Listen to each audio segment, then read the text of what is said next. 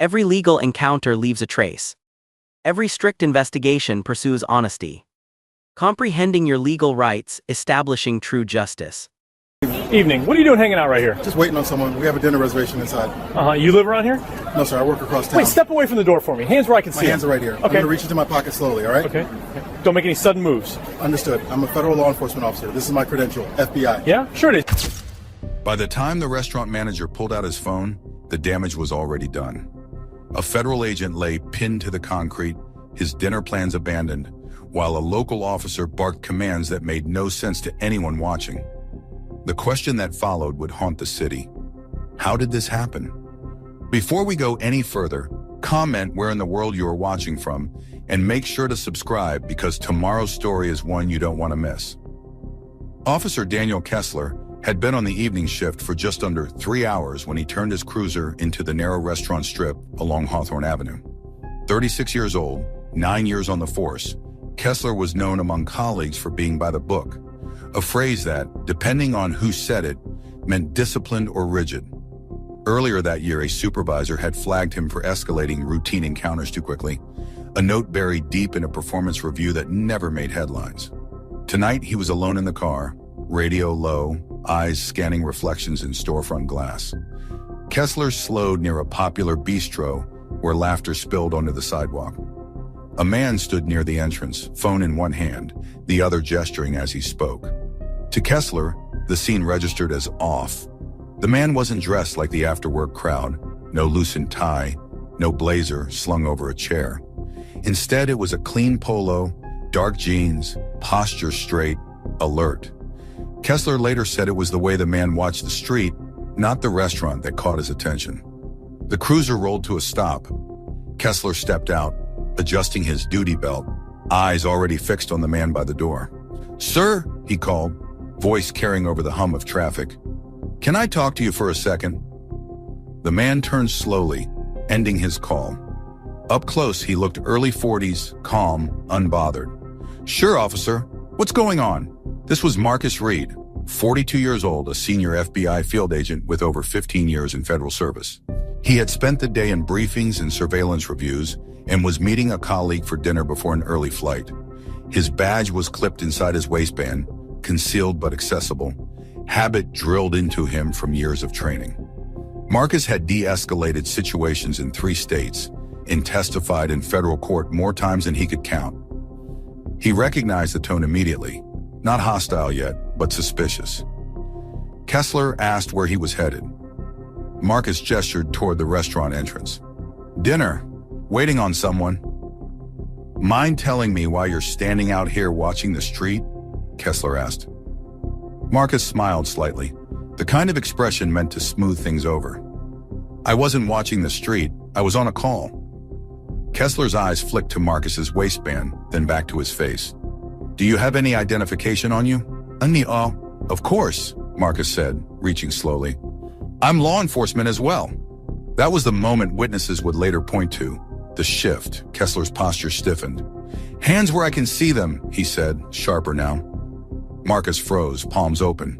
"Officer, I'm an FBI agent. My badge is right." "Do not reach," Kessler cut in. A couple exiting the restaurant slowed their steps.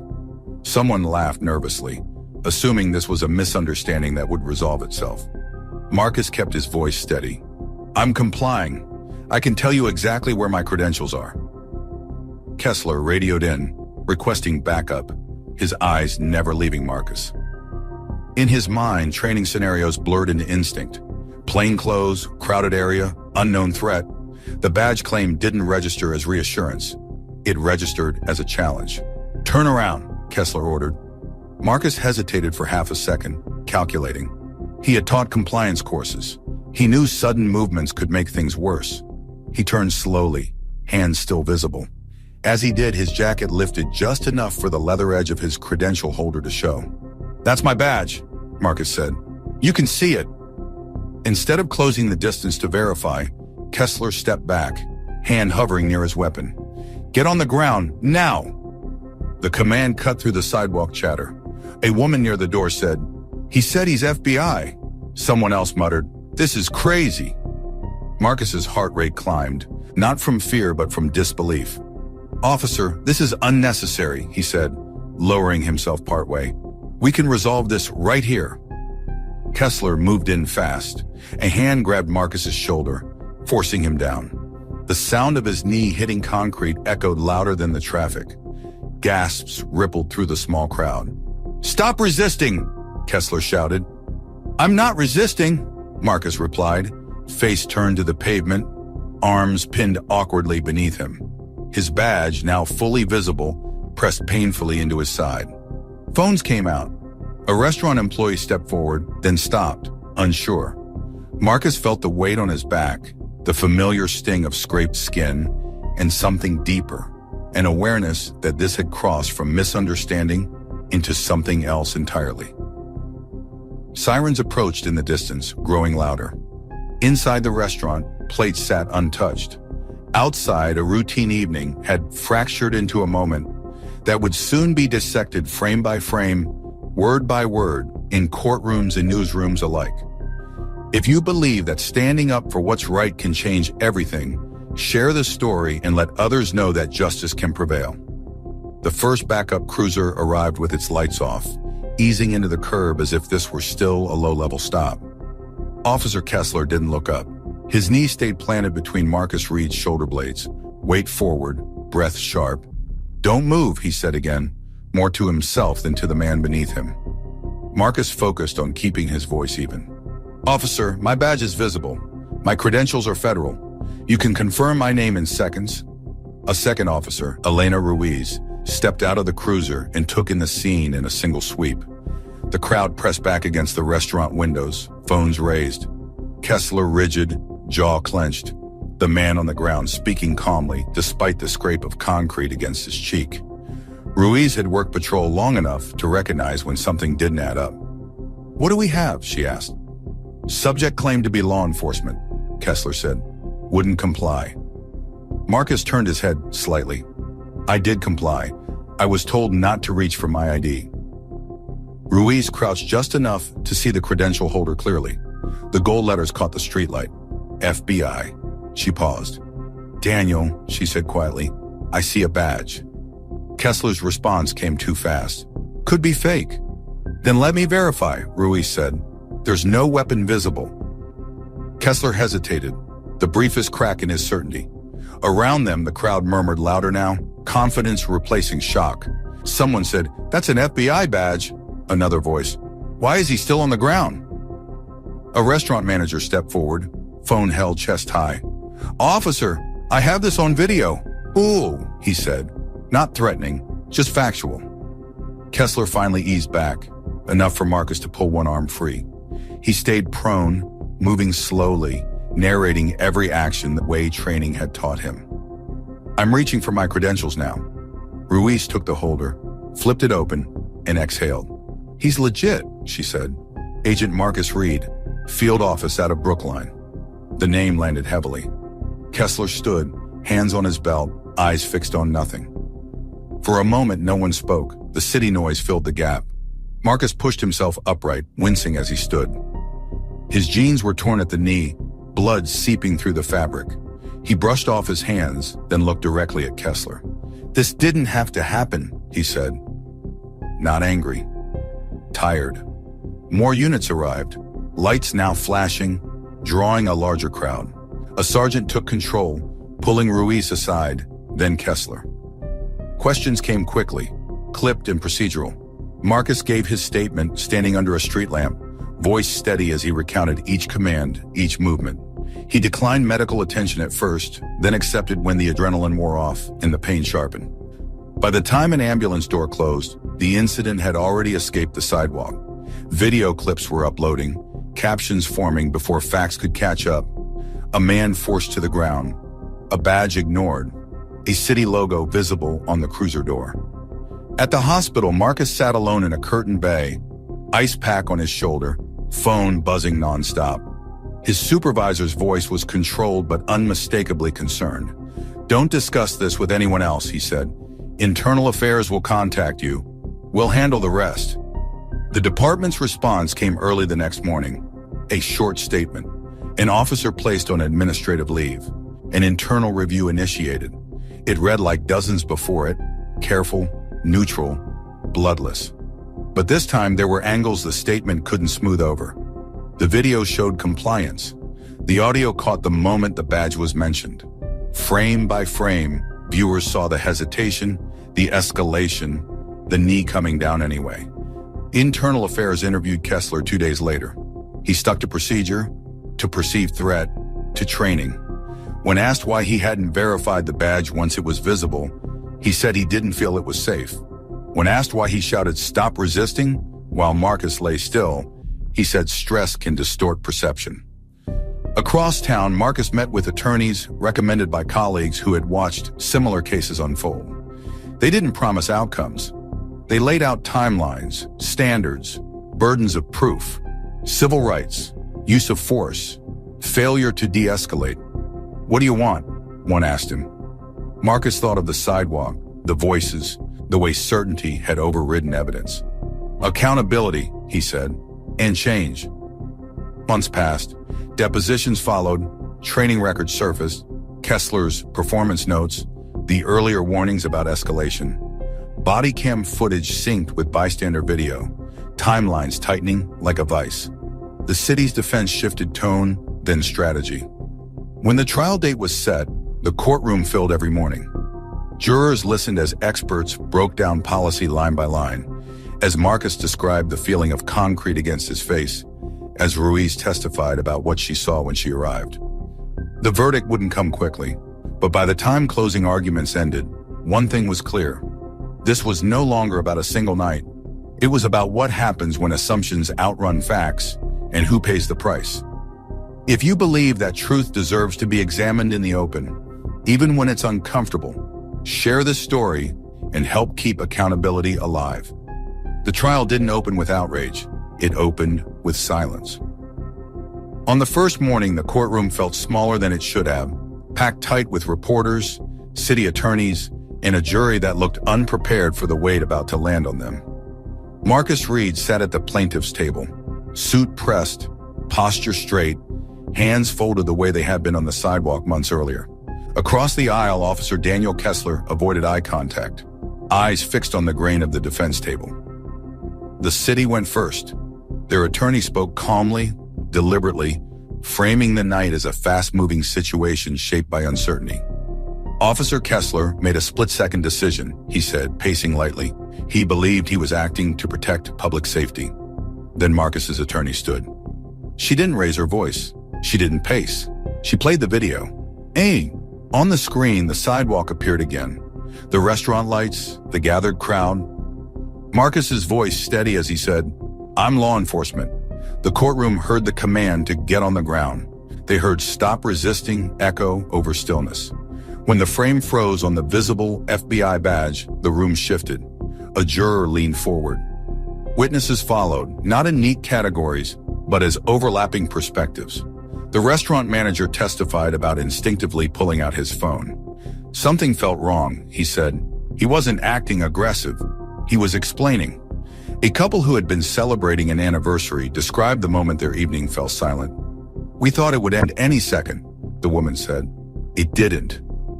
Officer Ruiz took the stand next. She described arriving, scanning, noticing details that didn't match the threat being described.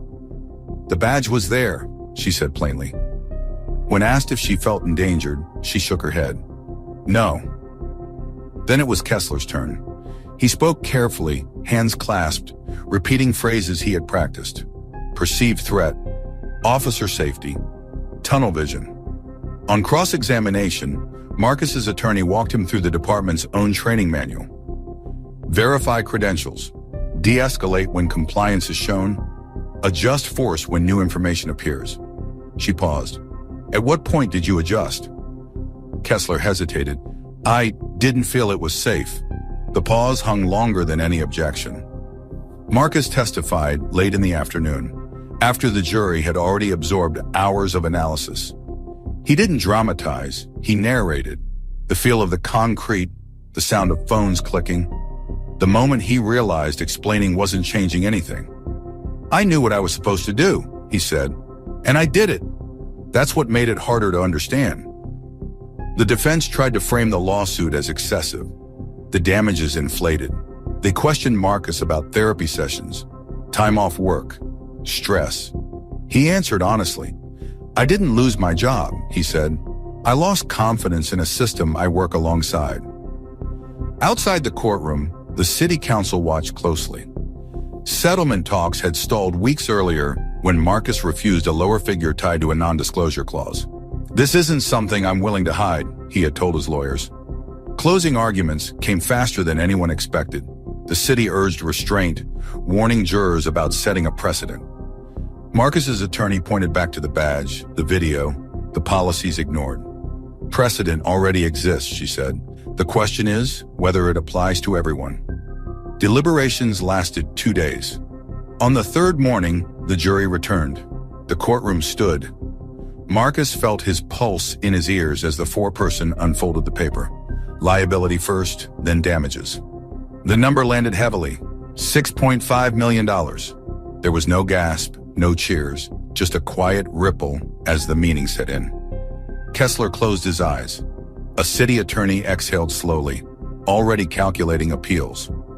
Marcus sat still, absorbing something that felt less like victory and more like gravity. Outside, microphones waited.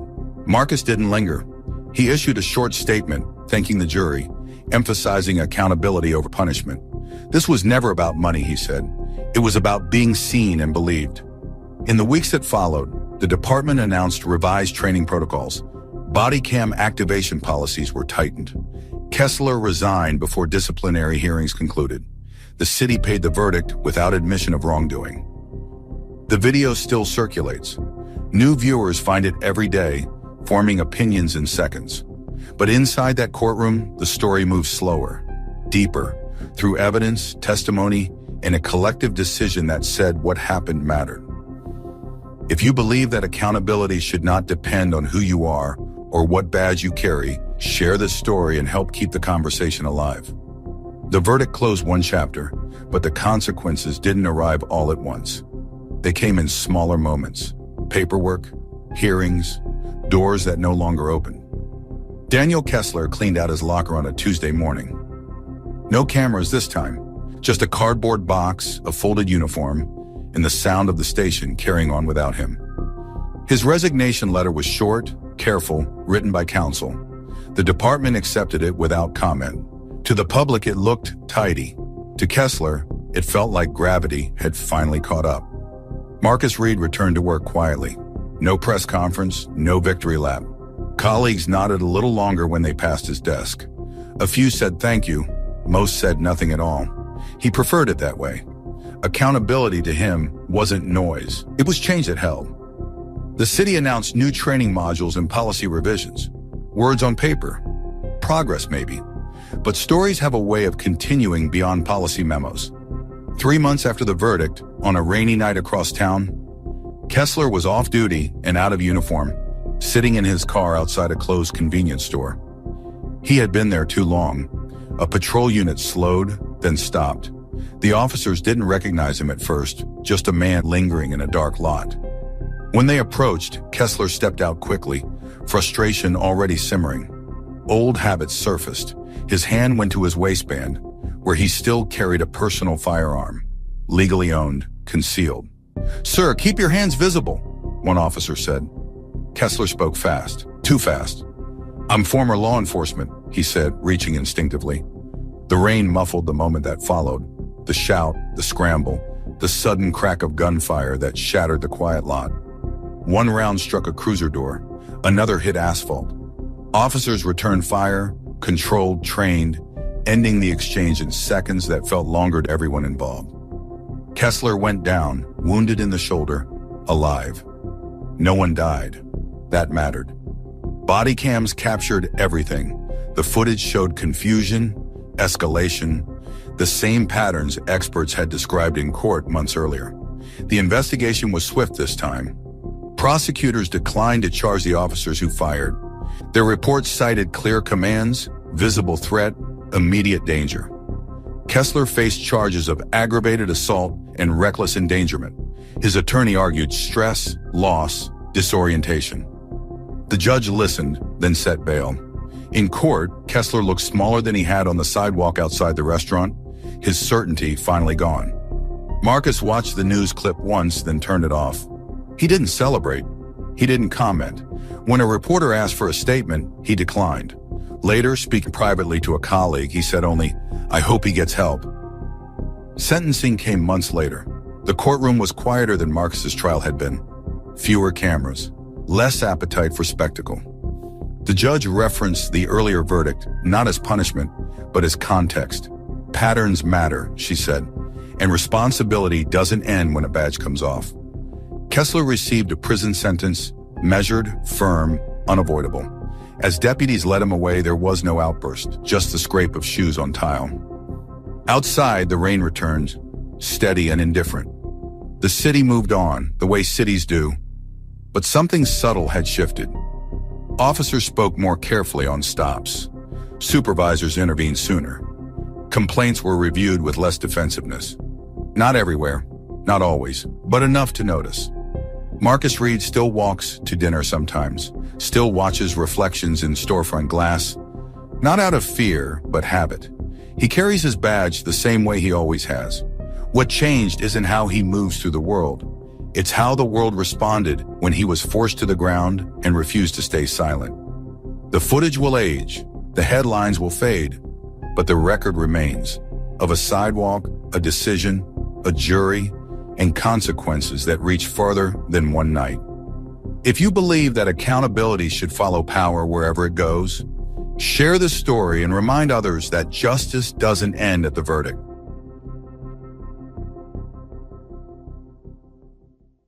Truth is a continuous pursuit, and awareness is your best defense. Thank you for watching and championing global transparency.